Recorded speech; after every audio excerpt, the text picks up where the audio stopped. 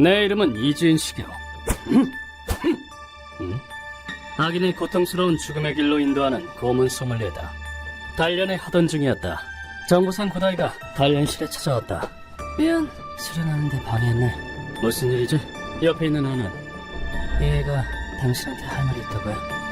고다이는 10살쯤 먹은 소년이 데려왔다. 나는 소년에게 물었다. 무슨 일이 있었던 거니? 아저씨한테 말해줄래? 아저씨, 저 아주 끔찍한 일을 당했어요. 끔찍한 일? 소년이 얼굴에 감은 붕대를 풀자 심하게 패인 얼굴이 눈에 들어왔다. 뺨이랑 귀가 너무 아파요. 반원 형태의 상처가 일자로 쭉 나 있는 것으로 보아 총에 맞은 것이 틀림없었다. 그 남자가 저희한테 살인병대를 만들게 했어요. 그리고 형을 총으로 마구 쏴죽였어요. 읽고 소년은 자신이 경험한 지옥을 설명하기 시작했다. 의뢰인의 이름은 토요타 히로야. 10살 소년이었다. 엄마, 아빠, 보고 싶다. 히로야는 보육원에서 생활했다. 반년 전 히로야의 가족들이 교통사고로 세상을 떠났다. 이봐, 이게 운전을 그따위로 하면 어떡해! 고령자가 운전하던 차에 치여 부모님은 즉사했고 히로야만이 기적적으로 목숨을 건졌다. 양친을 잃고 소년은 슬픔에 빠졌다. 왜 나만 두고 간 거야? 겨우 10살 먹은 소년은 천의 고아가 되었다. 그렇게 마음의 문이 닫히기 직전 안녕, 너도 나랑 같은 처지구나. 어떤 소년이 히로야에게 말을 붙였다. 우리 엄마 아빠도 교통사고로 돌아가셨어. 내 눈앞에서. 그니 아마 요이치라는 소년으로 히로야보다 4살이 많았다. 얘도 부모를 잃고 헤매다가 여기로 왔어. 이 멍멍이도? 응, 얜 무슨이야. 히로야, 넌 혼자가 아니야. 우린 가족이야. 가족? 자신과 똑같은 사정을 지닌 소년. 진짜 가족이 될 수 있어? 그럼 앞으로 우린 형제야. 요이치의 따뜻한 마음씨에 히로야는 마음을 열었다. 보육원의 책임자는 쿠라시키라는 남성이었다. 히로야, 여기서 지내는 건 어때? 좀 익숙해졌어? 원장 선생님, 네, 이제 괜찮아요. 가족이 생겼으니까요. 그렇다네 다행이구나. 네 집이라 생각하고 편하게 지내렴. 쿠라시키 원장은 마음이 넓은 사람으로 의뢰인에게 거처를 제공해 주었다. 다만 얘들아, 미안한데 오늘도 부탁 좀 할게. 네. 그 고아원은 딱 한 가지 독특한 규율이 있었다. 히로야, 그거 위아래가 반대야. 실수했대. 원장은 밤이 되면 아이들에게 어떤 작업을 시켰다. 철판을 간단히 가공하거나 부품을 납땜하는 일 등 이것도 은근 재밌다니까. 어린애도 할 수 있는 작업이었다. 아이들에게 작업을 시키는 이유. 미안하다 얘들아. 보육원에 돈이 없어서. 괜찮아요. 우리 집을 지키기 위한 거니까. 원장은 보육원 운영비에 보태기 위함이라고 설명했다. 그러던 어느 날 요타가 어디 갔지? 보육원에서 지내던 아이 한 명이 자취를 감추었다.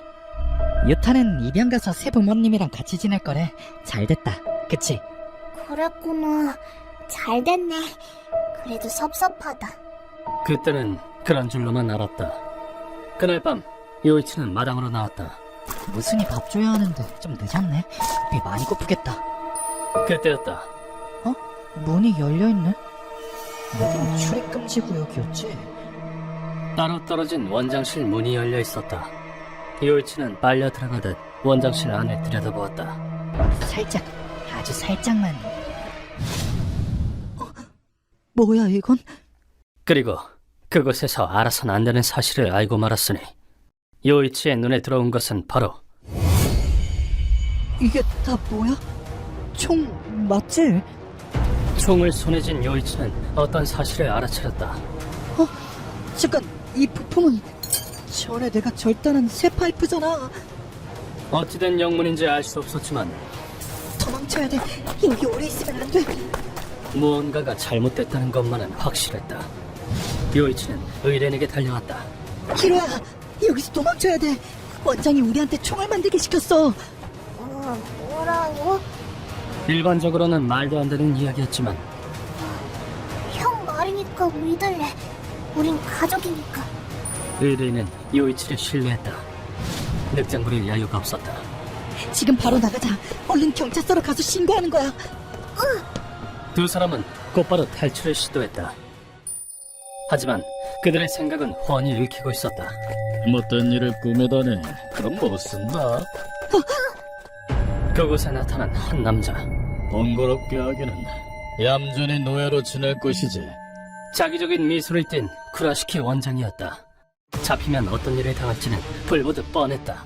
히로야, 도망쳐! 그때 쿠라시키가 테이저 총을 꺼냈다.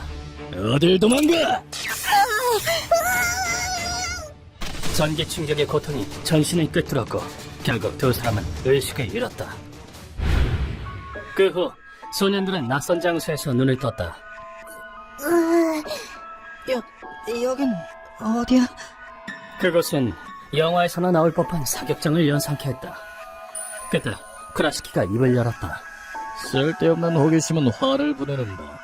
너희 같은 멍청이들은 몰랐겠지만 말이야. 쿠라시키는 CCTV로 아이들의 행동을 감시하고 있었다. 감주 내성이는 이래서 성가시단 말이지. 보육원 원칙상 그걸 봐버린 노예는 아웃이거든. 이 세상에서. 그 말에 두 사람은 깨달았다. 원장 선생님, 설마... 퇴소했다도 다른 애들은 퇴소한 아이들이 어떤 최후를 맞았는지를. 이제 최종 점검을 해볼까? 너희가 만든 무기가 문제없이 작동하는지. 쿠라시키는 보육원에서 만든 총을 겨누었다. 잘됐구나 얘들아. 친구들이 노력을 기울여서 만든 총으로 죽을 수 있으니까 금기를 보면 너부터 죽여주지. 쿠라시키가 요이치의 뺨을 조준했다. 그리고 방아쇠를 당기기 바로 직전. 뭐야? 사격장 안으로 개가 난입한 게 아닌가. 예상 밖의 일에 놀란 나머지 조준이 흐트러졌다. 타나는 요이치의 옆구리에 관통했다. 무순이는 요이치가 밥을 주러 오기를 계속 기다렸고 끝내 오지 않자 요이치를 찾아다녔던 것이다. 배에 총을 맞은 요이치는 큰 상처를 입었다. 비록 수제였지만 총의 위력은 진짜였다. 이 개새끼가 방해하지 마! 쿠라시키는 이번엔 무순이를 총으로 쐈다. 착하지. 마지막이라도 얌전히 죽자. 요이치와 무순이에 이어 총구가 의뢰인을 향했다. 모든 걸 놔버리기 직전이었다. 이제 가망이 없어. 우린 여기서 죽는구나. 그 순간 운명이 뒤집혔다.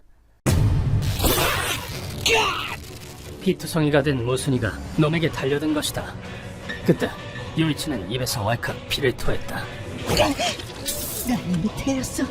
최소한 히로야만이라도 내 동생 건드리지 마! 요이치도 목숨을 걸고 쿠라시키에게 달려들었다. 도망쳐, 히로야! 출구는 열려있어! 얼른! 싫어. 같이 가. 의뢰인의 몸은 딱딱하게 굳어 움직이지 않았다. 그런데 그때 도망치게 놔둘 것 같아! 놈의 일격이 의뢰인의 머리에 상처를 입혔다. 안 돼! 히로야! 요이치가 피를 토하며 소리쳤다. 귀는 찢어지고 옆얼굴은 깊게 패였지만 여기 있으면 다 죽어. 즉사할 만큼의 상처는 아니었다. 히로야! 도망... 비켜! 다 죽어가는 게 끈질기긴! 요이치와 무순이의 목숨을 건 헌신. 요이치야, 무슨아. 슬픔으로 가슴이 찢어질 것 같았지만 의뢰인은 슬픔을 억누르고 도망쳤다. 원장 선생님한테 대든 죄값은 죽음으로 갚아야지. 자, 퇴소할 시간이다. 고아인 의뢰인에게 의지할 어른이 있을리 만무했다. 요이치야, 무슨아. 경찰에 신고해야 돼. 어린 소녀는 피를 흘리며 밤길을 걸었다.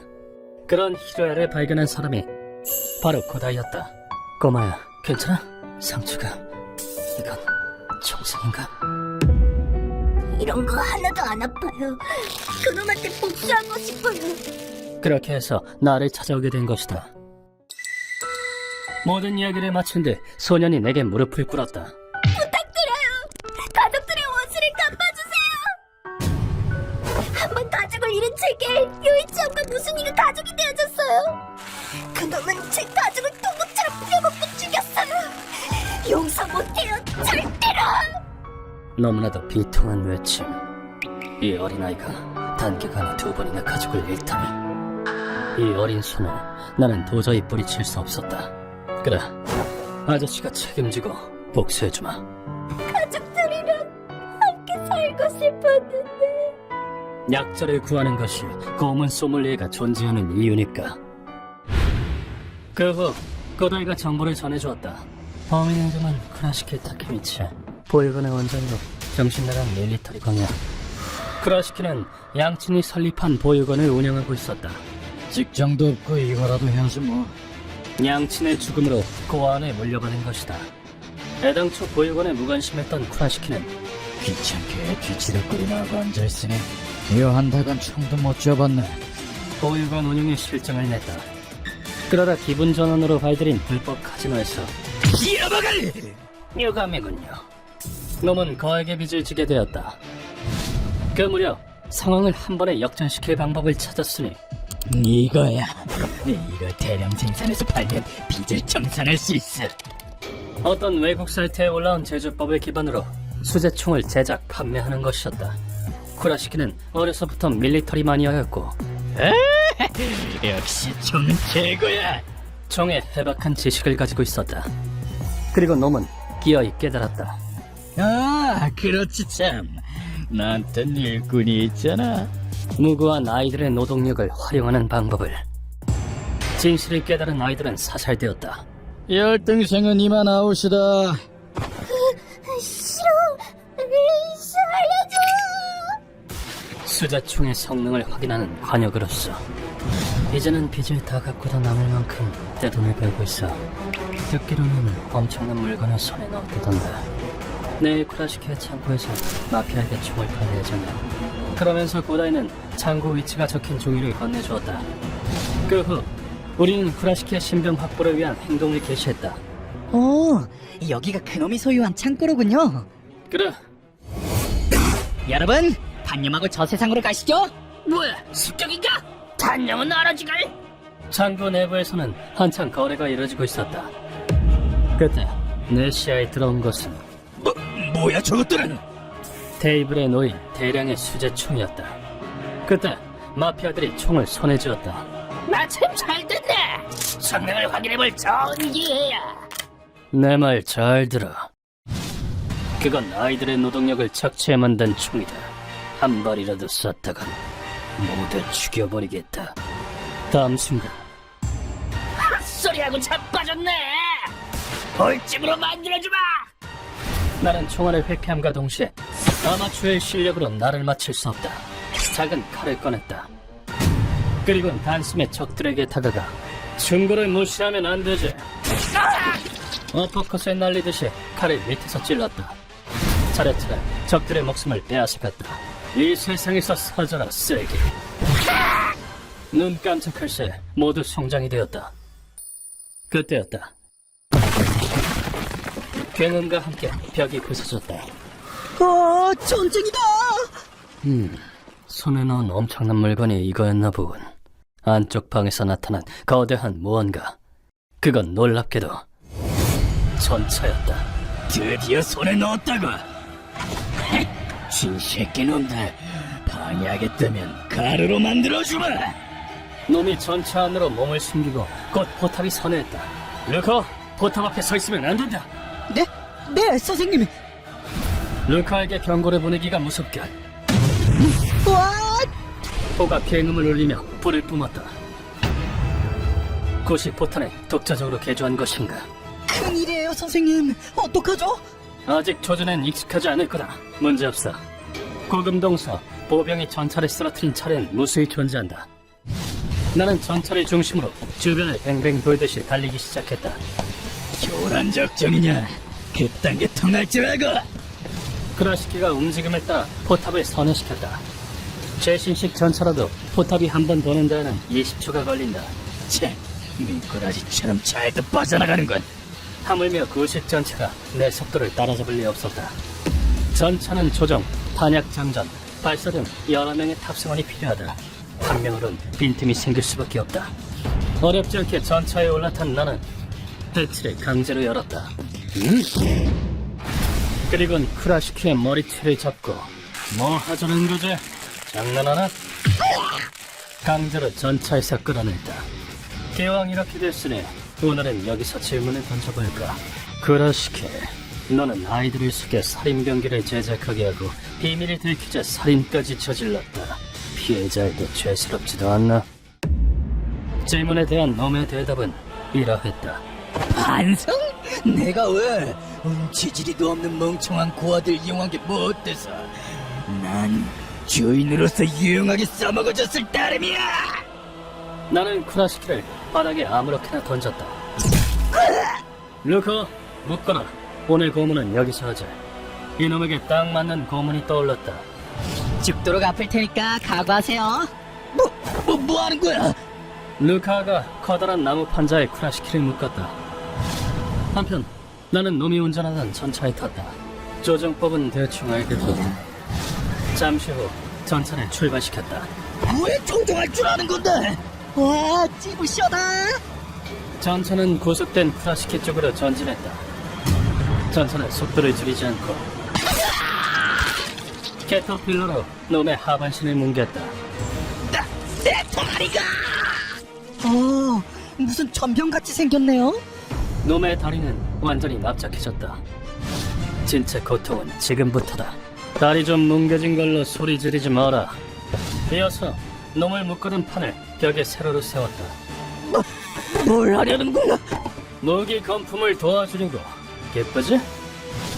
루카에게 크라시키의 밀리터리 콜렉션을 한 대 모아오게 했다.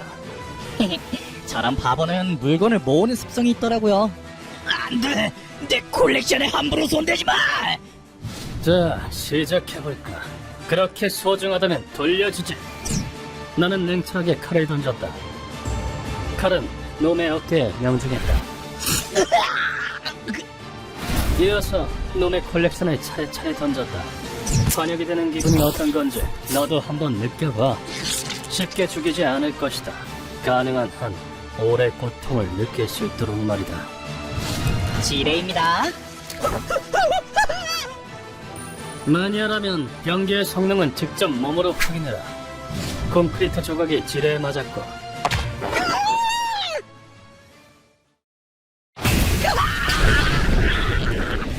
크라시키의 다리는 무참히 날아갔다.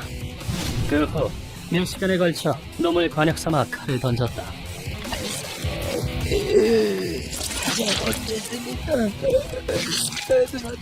사과하겠습니다.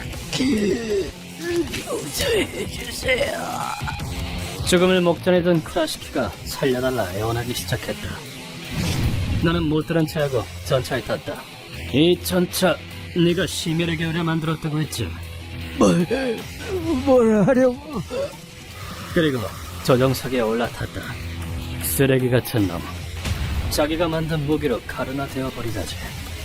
천천히 놈에게 조준을 맞췄다. 거짓말이지?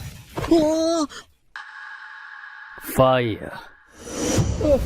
안 돼! 포터는 크라시키를 직격했고 그로 인해 놈은 산산조각이 났다. 그대로 크라시키에게 불이 옮겨붙으며 굉장하다. 놈은 자신의 콜렉션과 함께 제거되었다. 이리하여 이번 의뢰는 마무리되었다. 요이치 형, 무슨 두 사람이 살려준 목숨 소중히 여길게. 가족들은 그의 가슴 속에서 쭉 살아갈 것이다. 괴로워도 의뢰인이 꿋꿋이 헤쳐나갈 수 있기를 바란다. 휴먼버그 대학교에서는 어둠의 세계를 주제로 여러 가지 이야기를 소개하고 있습니다. 다른 영상도 꼭 한번 보시길.